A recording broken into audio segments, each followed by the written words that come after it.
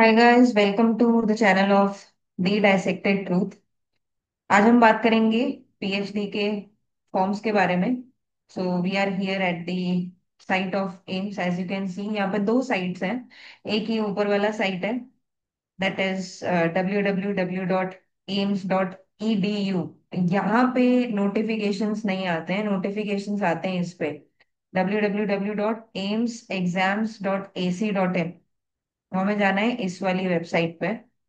And यहाँ पे सारे इंपॉर्टेंट अनाउंसमेंट्स होते हैं, जिसमें से आपको दिख जाएगा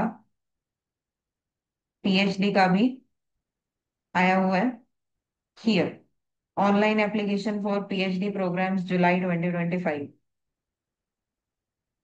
वो जुलाई इसलिए लिखा है क्योंकि जब ये नोटिफिकेशन बनती है तब का ही होता है। But as you can see, यहाँ पे क्लिक करके आप प्रोस्पेक्टस पे पहुंच जाएंगे और इस प्रोस्पेक्टस में हमें सारी इंफॉर्मेशन मिल जाएगी। This is the prospectus PhD programme July 2025 session.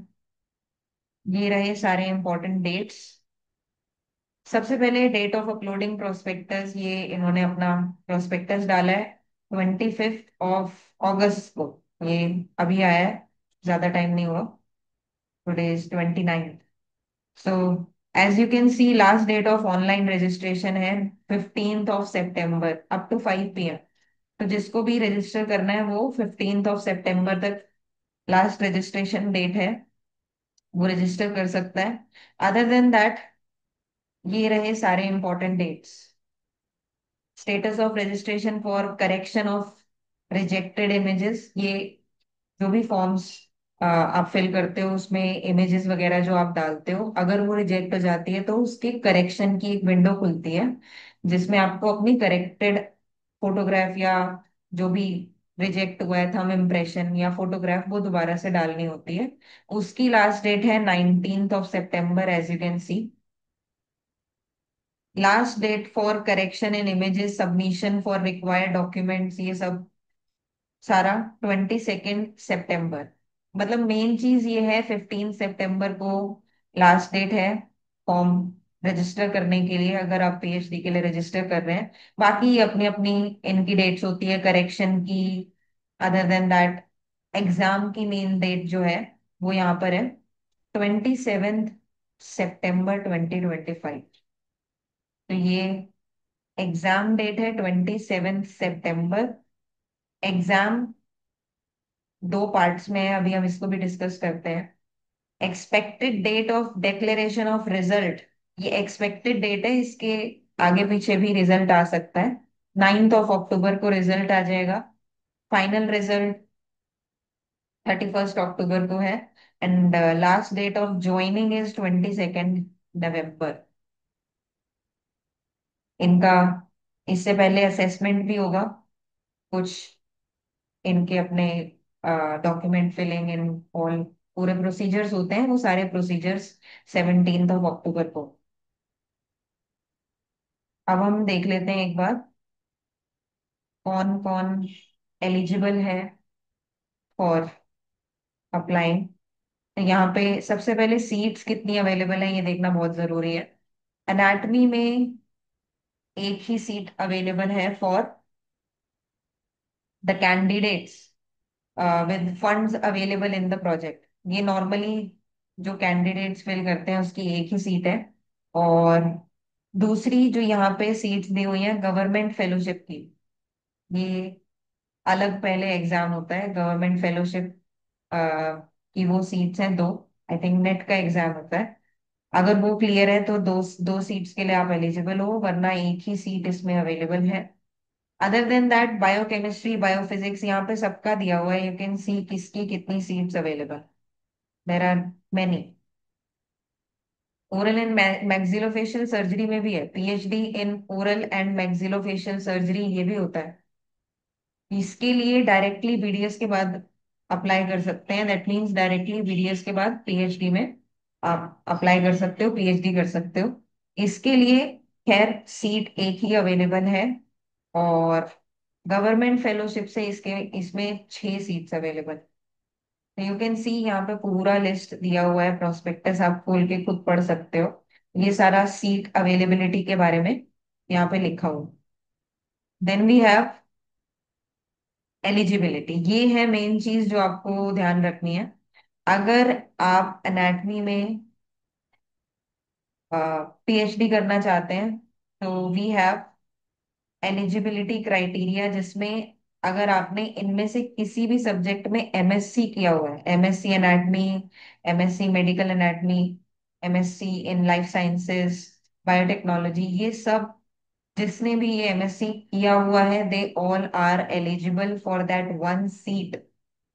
जो फंड्स जो भी अवेलेबल है गवर्नमेंट में, उससे जो एक सीट थी, उसके लिए ये सब लोग एलिजिबल हैं।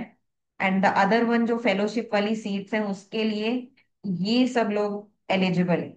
If you want to do PhD in anatomy specifically, ये स्पेसिफिकली एनाटमी के लिए दिया हुआ है। ये सारा प्रोस्पेक्टस आप पढ़ सकते हो, कौन कौन यहाँ पे एलिजिबल है। देखो, एम टेक, जिसने एम टेक भी किया हुआ है केमिकल इंजीनियरिंग में या नैनो टेक्नोलॉजी में, they are also eligible. Other than that, here also ये लिस्ट कंटिन्यू हो रही है। MSc medical anatomy, genetics, neuroscience, biochemistry, ये सब लोग एलिजिबल है for that. Those two seats, जो फेलोशिप वाली टू सीट्स हैं, उसके लिए ये लोग एलिजिबल है। सेम चीज आप देख सकते हो, सारा क्राइटेरिया बायोकेमिस्ट्री के लिए। बायोकेमिस्ट्री में फंड्स अवेलेबल से जो सीट्स हैं, दो हैं, बाकी फेलोशिप वाली 7 सीट्स है, टोटल 9 सीट्स हैं इसमें। एज यू कैन सी, ये सब लोग इसमें अप्लाई कर सकते हैं। एमडी बायोटेक्नोलॉजी अगर किसी ने की हुई है, MD pathology, these are all the options. Like ये देखो, यहाँ पे लिखा है नेट या गेट क्वालिफाइड होना चाहिए और फेलोशिप वाली सीट्स के लिए।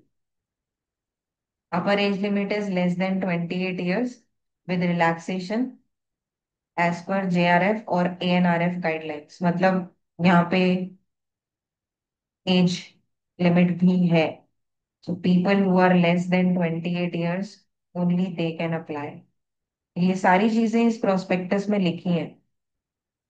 यहाँ पे भी आई थिंक सारा दिया हुआ। ये पूरा प्रोस्पेक्टस, जो भी सब्जेक्ट में आप पीएचडी देख रहे हैं, उसके लिए आप पढ़ सकते हैं पूरा prospectus. The main thing is कि जिसने एमबीबीएस और बीडीएस किया हुआ है, they can also do PhD in some of the subject, some of the fields. वो चीज मैं आपको दिखा देती हूँ। वो हियर, एमबीबीएस, इसका एलिजिबिलिटी क्राइटेरिया एमबीबीएस है, and this is PhD in biotechnology. तो अगर पीएचडी इन बायोटेक्नोलॉजी किसी को करनी है, and if they are MBBS, they can apply for this.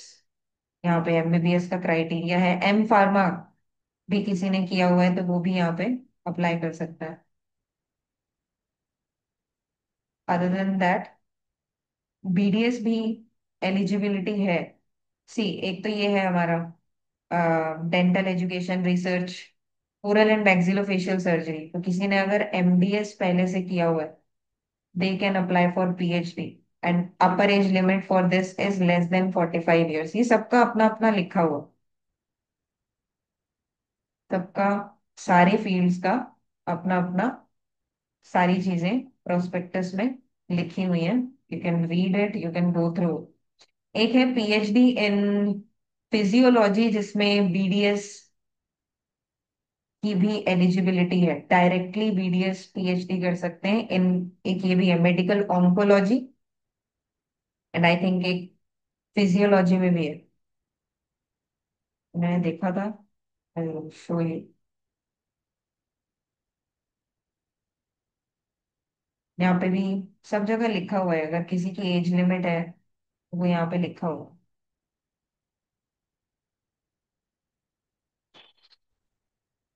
है, एज यू कैन सी। सबकी अपनी अपनी एलिजिबिलिटी क्राइटेरियाज हैं, जो भी इनकी रिक्वायरमेंट्स हैं, they have given everything. Paediatric surgery, pharmacology, pharmacology में भी अगर पीएचडी करना है, so these are the here. Pharmacology में भी वीडीएस एक एलिजिबिलिटी क्राइटेरिया, डायरेक्टली वीडीएस के बाद पीएचडी हो सकती है।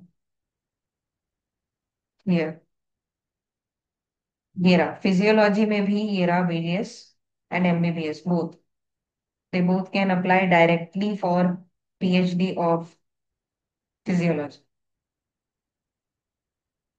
तो यहाँ पे ये भी लिखा हुआ कि किस किस चीज में ये रिसर्च चलेगा, because PhD obviously is related to research and everything, ये चीज यहाँ पे लिखी हुई है।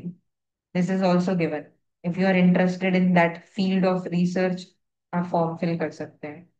यहाँ पे सिर्फ MBBS criteria, pulmonary medicine and sleep disorders में पीएचडी के लिए only MBBS is the eligibility.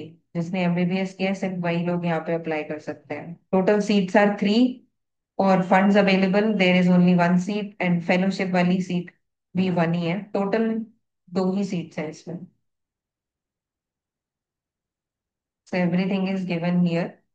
I think इसके बाद हम आ जाते हैं पेपर के बारे में, एग्जाम के बारे में लिखा हुआ है।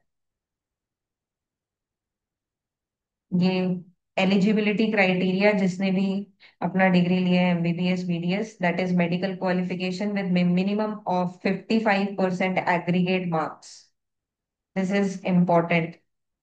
एंड सेम नर्सिंग क्वालिफिकेशन के लिए भी मिनिमम 55% एग्रीगेट मार्क्स होने चाहिए।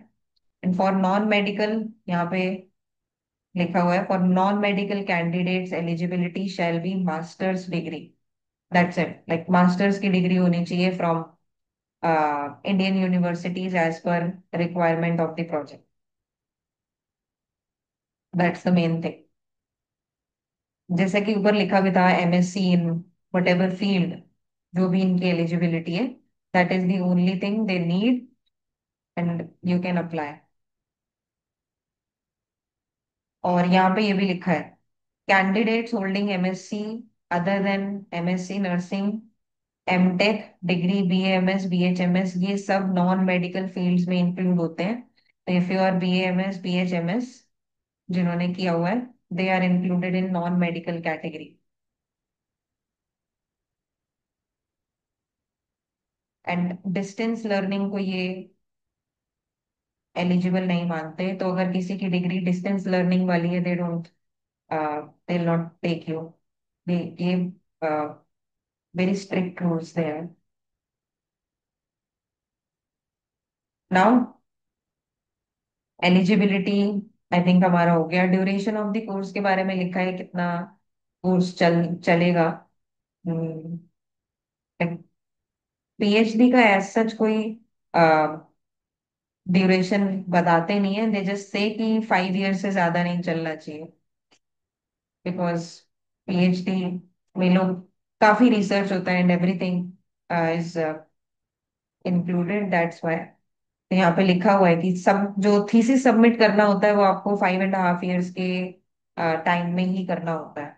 That's it, like maximum 5 years, थोड़ा सा एक्सटेंशन देके 5.5 ईयर्स इन्होंने लिखा है। तो that's the point. Now paper होगा इसमें, आई थिंक एमसीक्यू एग्जाम है, as you can see. Stage 1 and stage 2, दो स्टेजेस में एग्जाम। स्टेज 1 में 30 marks, 30 questions, 1 mark each, and 30 questions will be related to aptitude related MCQs covering English, biostatistics, research methodology, cell biology, lab technology, ये सब इसमें include होता है। So they are going to ask you questions from these aspects, and stage 2 40 marks, 40 MCQs, 1 mark each. That is subject related, theory based questions। And subject related का मतलब है, if you are trying for PhD anatomy, then you should have a good knowledge of anatomy itself। Physiology के लिए physiology, और जो भी यहाँ पे जो भी सब्जेक्ट्स मेंशन थे फॉर पीएचडी, जो भी फील्ड्स मेंशन थे, you should have good knowledge about that. तो उसमें से क्वेश्चंस आएंगे, और गुड लेवल क्वेश्चंस है, इन्होंने लिखा है कि एंट्रेंस लेवल जो होती है, एमडी, एमएस, एमडीएस, एमएससी, इनके एंट्रेंस लेवल के क्वेश्चंस होंगे उसमें। ऑब्वियसली टोटल मार्क्स फिर 70 मार्क्स हो गए, and total duration will be 90 minutes, और एक ही शिफ्ट में एग्जाम होगा, ये भी इन्होंने लिखा हुआ है। अदर देन दैट, स्टेज 3 के लिए वो एलिजिबल है जो स्टेज 1 एंड स्टेज 2 में पास हो गए। As you can see, after combining the marks of stage 1 and stage 2, the special weightage uh, detailed in point 1 and point 2 above, that is given here. यहाँ पे रिजल्ट होगा 70 questions का, and everything is given. फिर stage 3 है, जहाँ पे candidates who secure 50% of marks in stage 1 and stage 2 and stage 3 combined, like 50% marks चाहिए ही चाहिए। Is it good? स्टेज 1 और स्टेज 2 में जो भी कैंडिडेट्स होंगे, जिनके जो एलिजिबल होंगे, या जितनी भी सीट्स अवेलेबल हैं, उससे 3 टाइम्स कैंडिडेट्स को बुलाया जाता है। Like if 3 seats are available, so उसका 3 टाइम्स, दैट इज 9 कैंडिडेट्स को बुलाया जाएगा, एंड उनकी असेसमेंट होगी, डिपार्टमेंटल, क्लिनिकल, प्रैक्टिकल और लेबोरेटरी बेस्ड असेसमेंट, जो कि 20 मार्क्स की होगी, जिसमें 10 मार्क्स लाना जरूरी है, क्योंकि ये बोल रहे हैं 50% मार्क्स होने ही चाहिए, तभी फाइनल रिजल्ट में आप इंक्लूड हो। देन सीट एलोकेशन के ये सारे प्रोसेस लिखे हुए हैं, एज यू कैन सी यहाँ पे सीट एलोकेशन का लिखा हुआ है, बट पहले एग्जाम देना और फॉर्म भरना ज्यादा जरूरी है। Everything is given. हाँ, ये चीज बहुत इंपॉर्टेंट है कि करेक्ट क्वेश्चन पे 1 मार्क ये देते हैं, और रॉन्ग क्वेश्चन पे -1/3 कर लेते हैं, which is bad, because negative marking है, तो आपको क्वेश्चंस बहुत देख के करने पड़ेंगे, विच इज वेरी इंपॉर्टेंट। सब चीजें यहाँ पे बाकी और भी दी हुई हैं, you can go through the whole prospectus, ये बहुत बड़ा प्रोस्पेक्टस है, मेन मेन चीजें मैंने बताई आपको। And for application, I think यहाँ से है, लॉग इन टू अप्लाई, यहाँ पे आप जाएंगे अपने क्रिएट अ न्यू अकाउंट पे, यहाँ से आप स्टार्ट कर सकते हैं ये सारा प्रोसेस फॉर रजिस्ट्रेशन। ये एम्स की वेबसाइट से हम online application for PhD programmes पे गए थे, तो हमारा ये वाला साइट खुला था, ये वाला। यहाँ से आप प्रोस्पेक्टस खोल सकते हो, लॉग इन टू अप्लाई जाके, create a new account, and you can fill start filling your details, और फिर अकाउंट क्रिएट हो जाएगा, एंड देन पूरा प्रोसेस है फॉर्म फिल करने का। आई थिंक 6 और 8 स्टेप्स हैं इसमें, वो पूरा फॉर्म आप उससे फिल कर सकते। So I think that's it for the notification. हमने सारा कुछ तो कवर कर लिया। If you have any doubts, you can let me know. So I think that's it for today. We'll meet again. Tata.